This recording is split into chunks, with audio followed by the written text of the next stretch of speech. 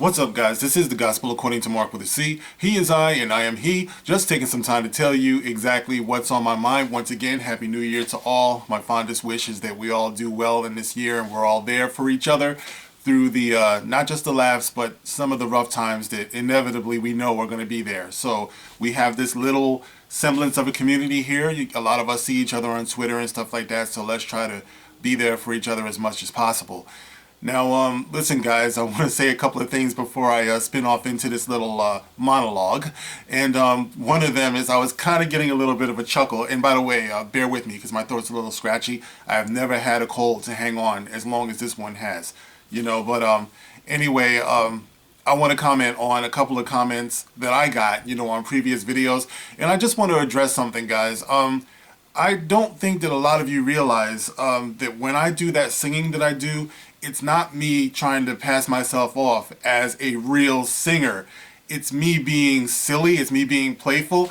I've talked about this before, about what me and bursting out into spontaneous song really means, considering my life. It's closest to the concept of laughing to keep from crying. Sometimes you got to find the humor in life. So I'm not going to get into that. I explained it probably over a year ago on video before.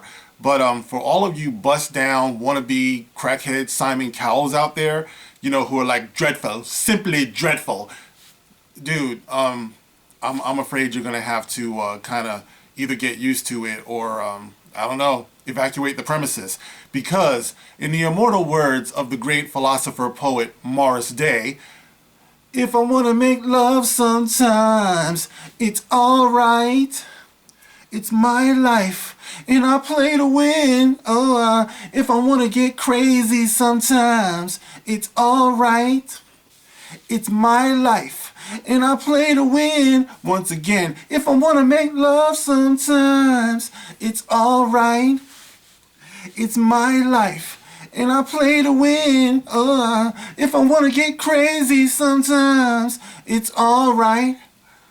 It's my life. And I play to win.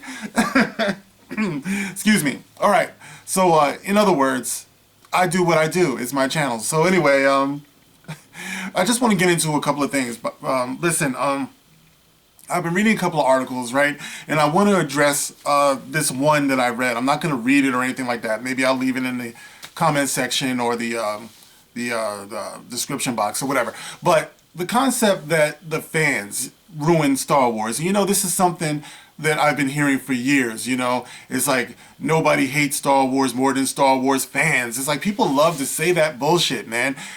Listen, Star Wars fans are just very, very passionate. It's like most sporting fans are very, very passionate. You go to, a football game or a football de Americana game. So if you go to a soccer game, in other words, it's like you see some of the most passionate fans on the face of the planet Earth. You know what I mean? You think when that man says, "Go!"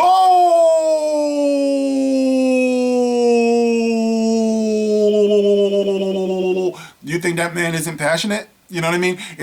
That's just the way it is. And Star Wars fans have been Star Wars fans before being Star Wars fans was cool or trendy. Let's just put it like that. I don't know if being a Star Wars fan has ever been cool, but it certainly is more trendy now, because it's being marketed towards normies, so it's like, even though the merchandising and stuff like that, it doesn't sell because Disney is very, very slow to realize that it's the real Star Wars fans that are the beating heart of Star Wars. It's like you don't have Star Wars without us. I don't understand why it's taking them so long to understand this.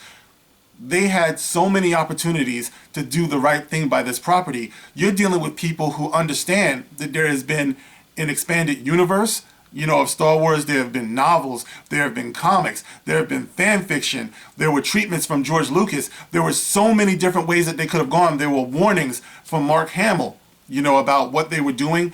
But they insist on trying to reinvent the wheel and act like somehow Kathleen Kennedy knows better than everybody about where Star Wars should go, like moving forward.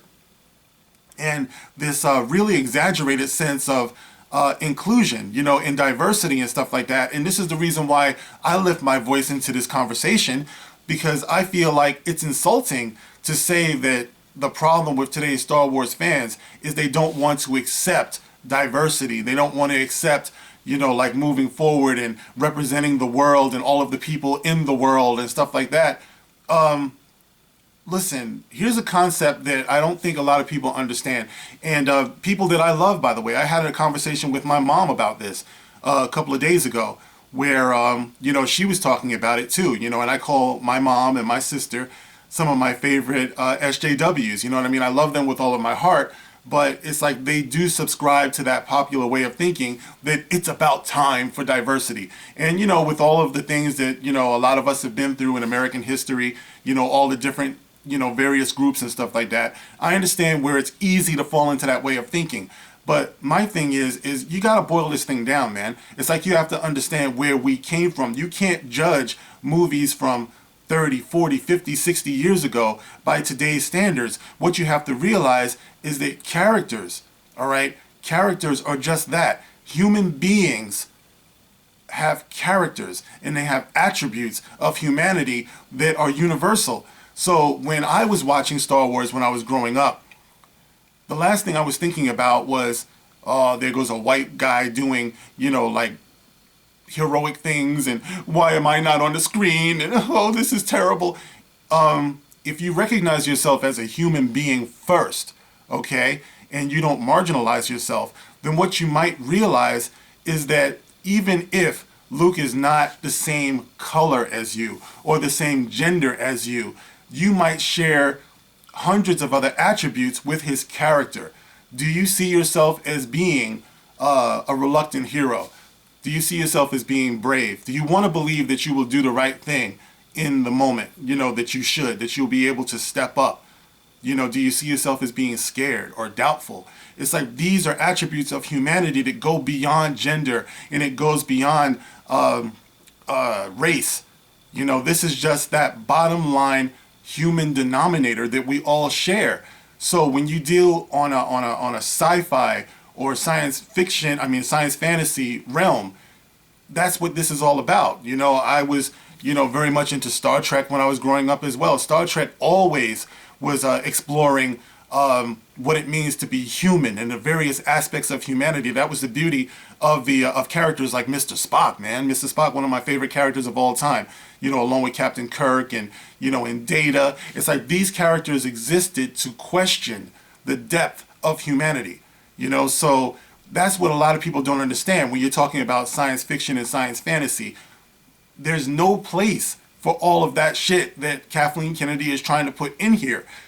Kathleen Kennedy is the wrong fit for science fiction and science fantasy because she keeps on trying to jam this bullshit in there, which goes directly opposite to what George Lucas was trying to accomplish. And people like Gene Roddenberry, like these people are visionaries. You know what I mean? They're visionaries. Now, Gene Roddenberry is gone and he's left his legacy, and we have to be very protective of that. But George Lucas is still here. He's still here. And every day I have to live with watching him get smacked in the face for his lack of vision when we haven't even grown as a species to where his vision was trying to go to.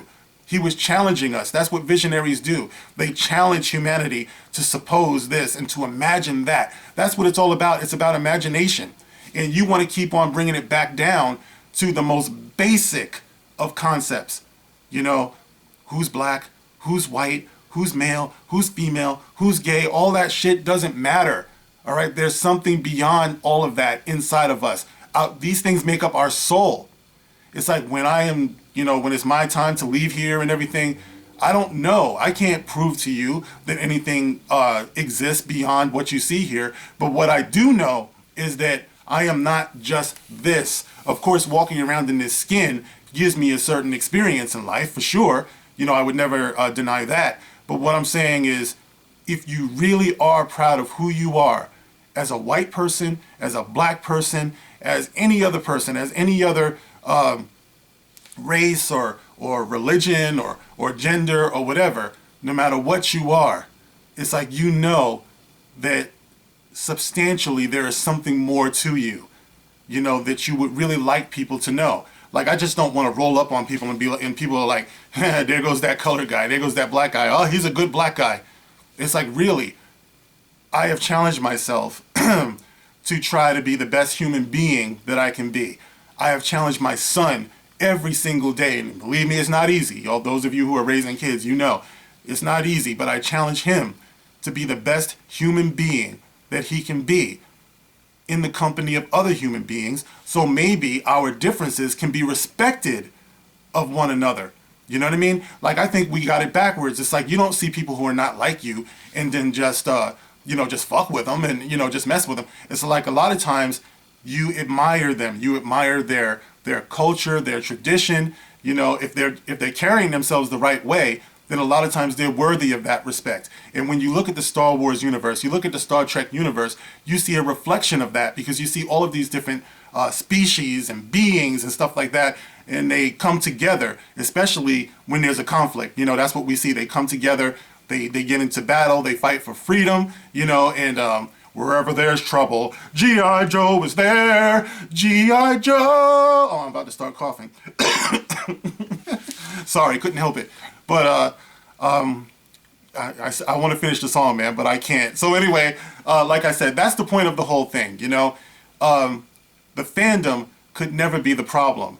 The fandom is just passionate human beings, who have previously been brought together to love these properties. This battle has already been fought. It's like these visionaries already challenged us. And to those of us who heard the call, we have formed this community. That's what they're not understanding. And this community has endured for 30, 40, 50 years in some cases, depending on what you're talking about. So we have already been down that road. That's what Star Trek stands for. Star Trek stands for optimistic view of the future, where they have gone beyond all of this stuff. So it's like you're trying to actively bring us back. I think that Kathleen Kennedy and people like them are actually racist. They want to keep us in that spot, to the point where we have to use these damn hashtags like it's okay to be white and hashtag Black Lives Matter. Honestly, I hate that people feel like they have to do that. Like, I understand why they have to do it, but every time I see it, I cringe a little bit because we should be beyond that. Of course, it's okay to be white. Of course, Black Lives Matter. It's okay to be whoever you are. That's the point. And this has been the message of these movies and these TV shows forever. You're just late to the party, and that's the fuck why you don't understand it. That's why you're giving us a hard time about it, and that's the reason why we reject it. We reject what you're saying because you're stifling creativity. We're supposed to be moving forward with these concepts and these ideas, but you're forcing us to have to stay stagnant. And creatively, you're killing the imagination of future generations because you're forcing them to keep fighting the same battles over and fucking over again that we've already been through. So this is the point. When I see a new Star Wars movie, I want to see a new Star Wars movie. I want to see new concepts. I want to see new ideas and new adventures and new challenges to me as a human being. I don't care about the race and the species of what's on the screen. One of my heroes is Bugs Bunny. I talked about this. You might think it's a joke, but it's the truth. I talked about this on video many a time. One of my heroes, one of my few heroes, I know he's fictional and everything, is Bugs Bunny. How can I relate to Bugs Bunny? Clearly, I'm not a rabbit. You know what I mean? I don't even like carrots. But I like what Bugs Bunny has always stood for. Bugs Bunny has always stood for standing up for himself. He's always stood for being down for the fight and maintaining a wacky sense of humor while he does it. Anyone who knows me knows that that's me, and that has a lot to do with the reason why I am why I am. You know what I mean? It's like that breaking down into song and shit, like I was talking about, all of that stuff. So that's what I mean. It's like I relate to Bugs Bunny. What I'm supposed to identify as a fucking rabbit now? Like these people are so basic in their thinking. But listen, like I said before, the fans could never be the blame for what's going on with these properties. All right, the blame is that you have these people who are so politically minded, and so closed-minded, and so wanting to be a dictatorship that they want to control the way that we think. That's what it is. And you have these people attacking the fans, and the fans are just the voices of the people, the paying customers. How could you ever think that it's appropriate to attack these people the way that we've been? And then when we push back, we're supposed to be the bad guys. Oh, it's the fandom. That's the problem with Star Wars. Bullshit. But listen, guys, before the video goes too long, which it probably is, I just want to invite you into the comment section and tell me how you feel about all of this. As always, you can like, you can share, you can subscribe, and you can catch me on Twitter. As always, I will be there, and I look forward to seeing you. And by the way, when you subscribe, please hit the notification bell along with the all, so you get all notifications. That is very, very, very, very important. All right, guys. So anyway, that's it for now, and I guess I'll get back to you on another one. And, okay. All right, guys. This is the Gospel According to Mark with a C. Rock on.